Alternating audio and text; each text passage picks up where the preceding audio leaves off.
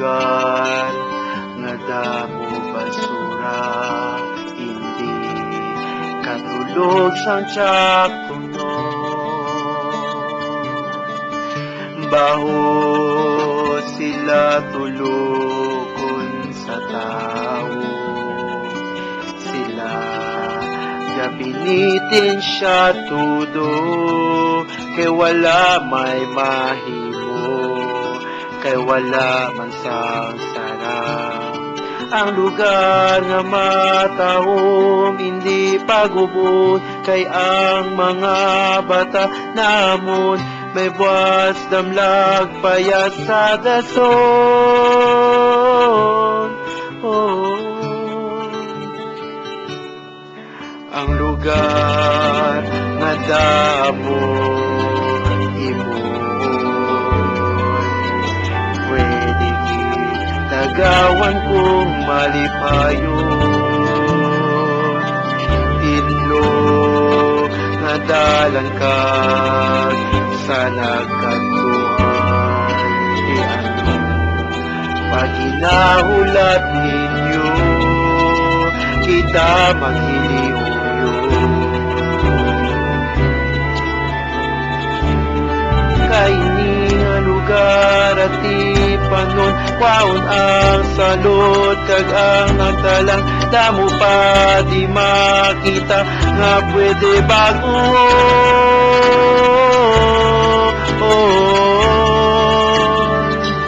Barangay Pilisan, aton halungan ang Pilisan,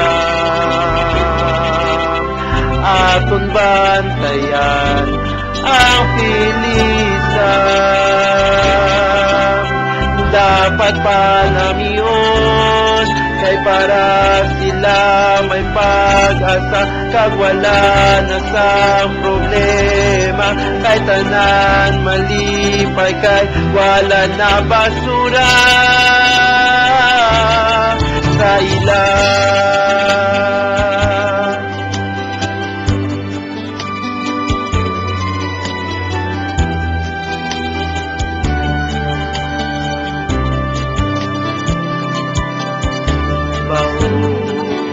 Sila tulungon sa tao, sila gabinitin siya todo, kay wala may mahimo, kay wala man sang sarang.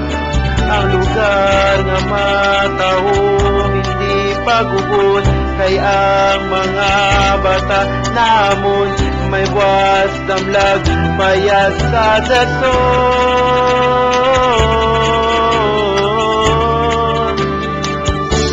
Ang Pilisan,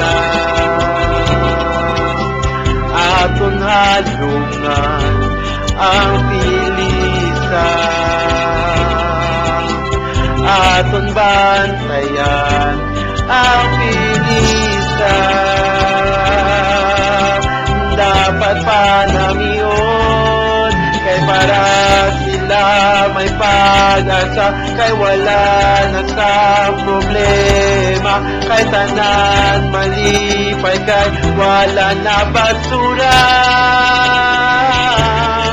sa ilang.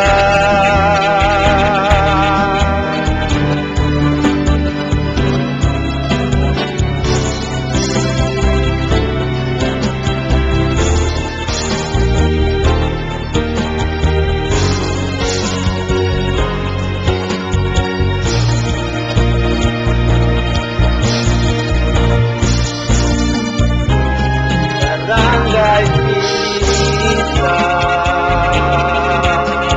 aton halungan ang Pilisan,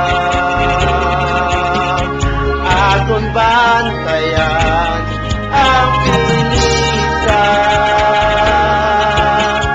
Dapat panamion, kay para sila may pag-asa, kag wala na sang problema, kay tanan malipay, kay wala na basura sa ilang.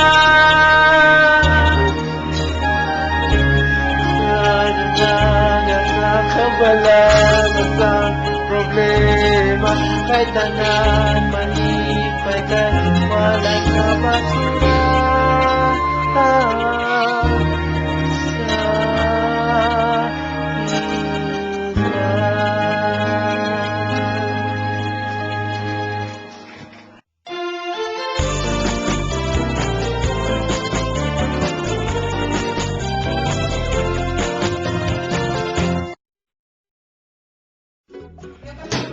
Ang New Government Center, mas manami pagid kung ginaluto nga wala singkalaha. Abang, oo, gitsi. Hindi nga putahe, pareho sa isa ka house nga wala lock. Though ka house with no lot ang style niya. Now, we are compelled to ask, di nga wala ang itulusing New Government Center? Diba, illegal na magpatino government project with a land title, either donated, bought, or transferred at hand? Ang aton nga mga layi nagahambal nga kinahanglan kung isa ka government project ibutang nimo sa isa ka duta o isa ka real property nga ang title ara na sa government or sa local government unit. So kung wala pa, hindi wise ang dapat nga ibutang nga public funds or gamiton nga public funds sa sina. So there is a lapse there nga maghimo ka sa isa ka proyekto sa isa ka private isa ka property nga registered pa sa isa ka private owner. It is an illegal project because the public funds are being used to introduce improvements on a property that is not yet registered under the local government unit. How is it possible for a highly urbanized city like Bacolod to pursue such project o kung linoto nga illegal man gali? Kag ang atong mga kaigon, for example, Kabangkalan City, nagpatindog sa ilang dream house without any debt nga ipasa-pasa from generation to generation.